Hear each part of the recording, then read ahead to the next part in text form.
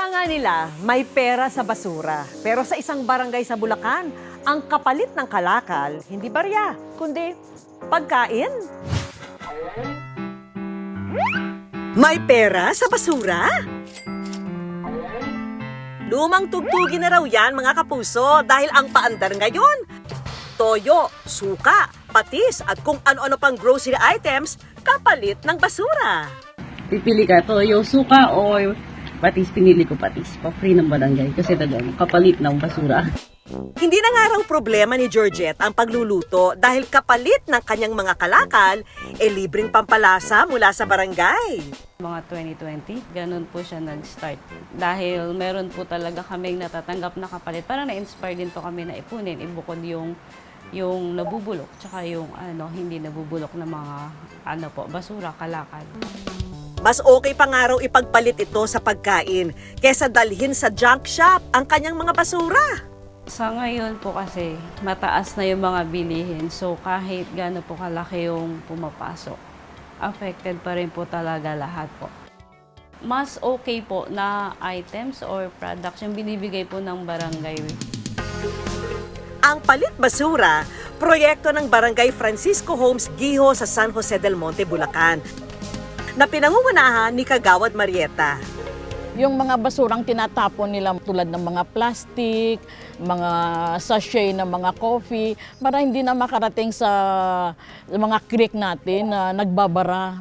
Tuwing Biyernes, nagbabahay-bahay ang mga tauhan ng barangay para mangolekta ng mga basura. Ang kapalit? Grocery items, ano pa nga ba? Kada piraso ng basura, tulad ng mga babasaging bote o di kaya'y plastic bottle, may katumbas ng 1 puntos. At kapag naka 25 points ka na, pwede na itong ipagpalit sa isang sachet ng toyo, patis o suka. At damihan pa ang basura. Dahil kapag naka 50 points ka naman, ang katumbas nito ang iba pang grocery items kagaya ng instant noodles at delata. O diba, nangolekta ka lang ng basura, maipanghahain ka na sa mesa. At ang dagdag pang good news, malinis na kapaligiran. O win-win situation, ika nga, diba? At dahil Burmonths na, may maagang pamasko ang good news sa mga taga-barangay Francisco Homes Giho.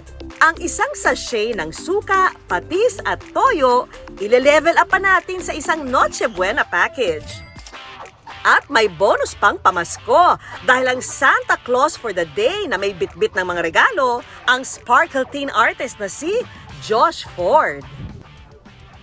Hello mga puso, this is Josh Ford at nandito tayo ngayon sa Barangay Giho, San Jose del Monte, Bulacan.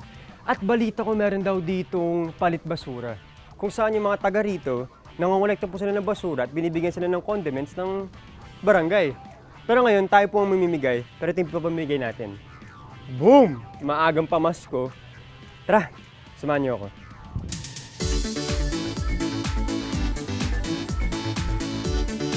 Okay mga kapuso, dito tayo sa first spot natin. Tignan natin dito, sana meron na silang mga lakal. Check natin. Tao po. May naipon na ba kayo dyan? May nasegregate na kayong mga kalakal? Ate Belen, dahil meron po kayong naipon, meron po gift ang good news sa inyo. Hindi po condiments, kundi maagang groceries. Yes! Wow! Ito po. Ayan. Okay mga kapuso, dito tayo sa pangalawa nating bahay na pupuntahan. Tara, katok tayo. Tao po! Palit basura! Meron po yun. Tatlong bag. Mga lata pwede. Lata. Kahit ano po pwedeng i-recycle, pwedeng dalhin dito, pwede pong ibigay. Okay. Okay na. May gift po sa inyo ang good news. Gusto po ba makita? Ito po. Maagang Noche Buena. Ito po para sa inyo. Maagang pamasko. Yes po, yes. Thank you. You're welcome po, you're welcome. Ayan o.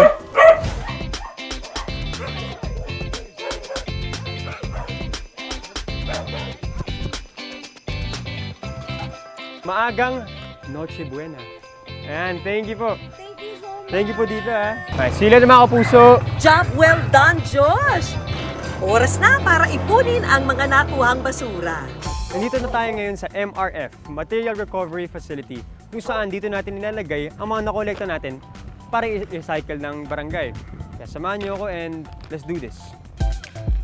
Ang mga basurang nakalap, diretso sa facility na ito para ma-recycle. O di ba? Nakatulong ka na sa kalikasan, may libreng grocery items ka pa.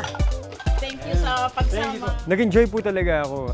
It's a good experience na naranasan ko at ako mismo yung nagbibigay ng gifts. Ako rin po mismo nangangalakal. Yung maganda dito, recycling talaga. Save the earth kasi syempre climate change is real. Kaya maganda po dito na natutunan ng mga tao na mag-recycle. Tandaan mga kapuso, may kapalit man o wala, ang ating mga basura, ipunin at i-recycle ng tama. Ito po. Ayan. Dahil ang kapalit nito, kalikasan mismo ang magbabalik ng biyaya. Ayan, thank you po. Thank you so much! Thank you po dito ha.